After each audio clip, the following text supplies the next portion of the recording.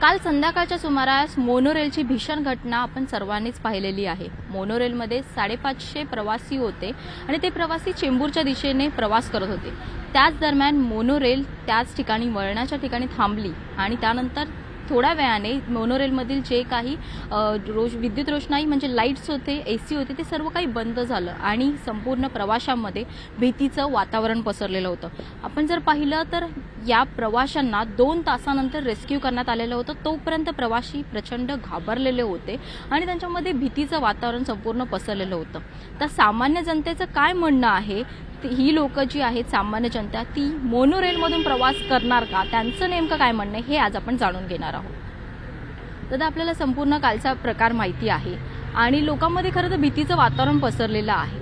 तुम्ही स्वतः अशा ही घटना झाल्यानंतर मोनोरेलमधून प्रवास कराल का, काय एकंदरीत म्हणणं आहे? मोनोरेलमधनं प्रवास करणं जरा कठीणच वाटतंय, कारण प्रशासनाने आणि तिकडच्या सुरक्षाकर्मी असो किंवा कोणी असो, काल इतका पाऊस होता, सगळीकडे पाणी झालेलं, रेल्वे बंद, बसेस बंद, त्यामुळे त्याच्या मोनोरेलवरती ताण आला।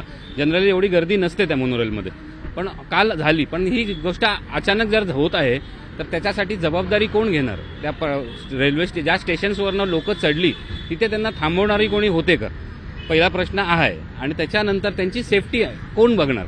आणि जर एवढी गर्दी होते तर ती मोनोरेल त्या प्लॅटफॉर्मवरनं बाहेर निघालीच का सर्वात प्रथम? आणि जर ती पुढे जाऊन अडकत आहे तर फायर ब्रिगेड असो किंवा जी काही सुरक्षा यंत्रणा आहे ती काम करताना दिसली का आपल्याला? लोकांना काचा फोडण्याची वेळ का आली? एसी बंद झाला, श्वास घेण्याचा इश्यू झाला। देवाची कृपा आहे की कोणाला काही दुर्घटना झाली नाही, कोणी दगावलं नाही त्याच्यामध्ये। पण जर दगावलं असतं तर त्याची जबाबदारी कोणी घेतली असती का? आज मोनोरेलकडे किती जण लक्ष देत आहेत? अर्ध्यापेक्षा वेळ खालीच असतात, लोकांकडे लक्ष नाही। या संबंधित कोण मंत्री आहेत, या संबंधित कोण अधिकारी आहेत, यांनी काही उत्तर मीडियासमोर तरी येऊन दिली का? ॲटलिस्ट माफी तरी मागितली का?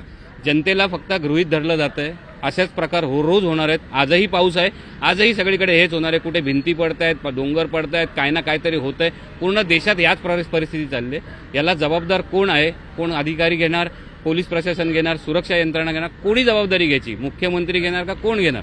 आम्हाला उत्तर भेटणार आहे की नाही? आम्ही असंच राहायचं का? आम्ही असंच खाली मारायचं का? सामान्य माणसाने नोकरीवर जातोय का लढाईला जातोय, कोण सांगणार?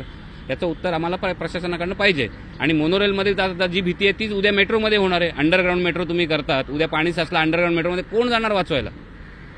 आहे का त्याचे प्रिकॉशन? काय मेजरमेंट्स आहेत का? त्याच्याबद्दलची मागे लागणारी सुरक्षा यंत्रणा रेडी आपण पहिले केलेली आहे का?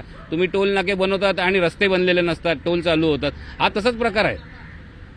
लोकांना गृहीत धरू नका, आता ही वेळ नाही आहे। येणारा पुढचा काळ कठीण जाणार आहे। एवढे सर्व कामं चालू आहेत। वेस्टर्न एक्सप्रेस हायवे जॅम असतो, 4-4 तास लागत आहेत। घोडबंदर रस्ता बघा तुम्ही, ईस्टर्न एक्सप्रेस हायवे बघा, जिथे काही गरज नसतानाचे ट्रॅफिक चालू आहेत, खड्डे झालेले आहेत, कोणी उत्तरं देत नाही आहेत। फक्त डागडुजीची कामं चालू आहेत, थूकपट्टीची कामं चालू आहे। ही सरकार असेच कामं करते। आमचा प्रश्न सरकारवरती आणि प्रशासनावरती आहे, आम्हाला मदत होणार की नाही होणार? तुमचं काय म्हणणं आहे? तुम्ही या घटनेनंतर मोनोरेलमधून प्रवास करणार आहात का?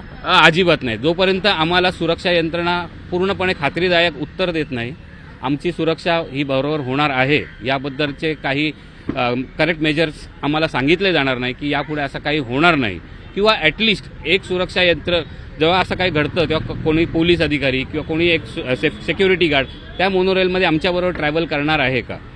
जर आम्हाला आमची सेफ्टी आणि सिक्युरिटीची अथॉरिटी ॲश्युरिटी जर ह्यांना आम्हाला दिली तरच आम्ही मोनोरेल यूज करू, नाही तर आम्हाला मोनोरेल असो किंवा मेट्रो असो आम्हाला याची काही गरज नाही।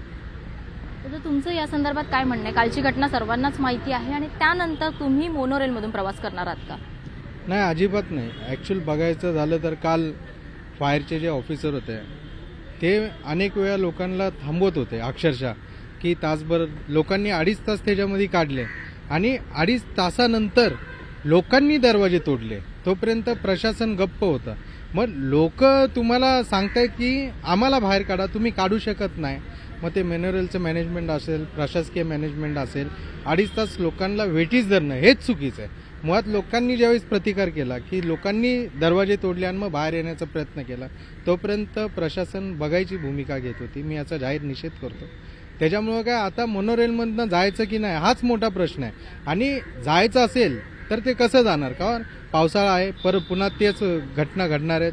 तर मोनोरेलनी त्यांची जी पण व्यवस्था टीम असेल त्या टीमला व्यवस्थित गाईडलाईन्स दिल्या पाहिजे, त्या ट्रेनसोबत गेल्या पाहिजे मोनोरेलसोबत। त्याच्यानंतर त्यांनी पुढाकार घेऊन तुमच्या माध्यमातून लोकांची माफी मागितली पाहिजे आणि तिथे समोर फोकस झाले पाहिजे की ह्याच्या पुढे काही झालं तर आम्ही जबाबदार असू. तोपर्यंत माझ्यासारखा सामान्य माणूस मोनोरेलने प्रवास करणार नाही. धन्यवाद. दादा, आपलं काय म्हणणं आहे? तुम्ही प्रवास करणार आहात का मोनोरेलने? नाही. कालची संपूर्ण घटना आपण पाहिलेली आहे. त्यामध्ये ही जी मंडळी आहे त्यांचं हेच म्हणणं आहे की आम्ही मोनोरेलने प्रवास करणार नाही. खरं तर काही दिवसांनी मेट्रोच्या बाबतीत देखील अशीच भीती व्यक्त केली जाईल असं देखील या सर्व सामान्य लोकांचं म्हणणं आहे. कारण एकंदरीतच ही घटना जी होती कालची भीषण होती. तब्बल 2 तास लागले होते या सर्व प्रवाशांना रेस्क्यू करण्यासाठी आणि तोपर्यंत प्रवाशांमध्ये प्रचंड भीतीचं वातावरण होतं. काही प्रवाशांचा श्वास आहे जो गुदमरत होता आणि त्यामुळे त्यांना नाहक असा त्रास देखील सहन करावा लागत होता. प्रत्येकालाच घरी लवकर पोहोचायचं होतं, त्यामुळे सर्वांनी या मोनोरेलचा पर्याय अवलंबला होता. परंतु हाच पर्याय त्यांना घातक असा ठरला होता. व्हिडिओ जर्नलिस्ट रमेश भटसह स्नेहा जाधव, न्यूज 18 लोकमत, मुंबई.